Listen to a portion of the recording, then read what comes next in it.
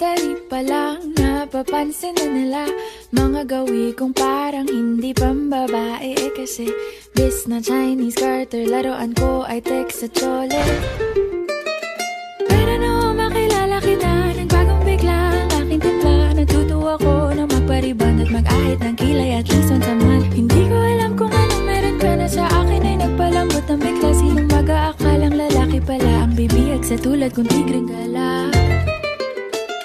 Kaya nga noong makilala kita, alam mo na agad na mayroong himala. Natutuwa kong magtakong at napadalas ang pagsuot ng bestidang pula.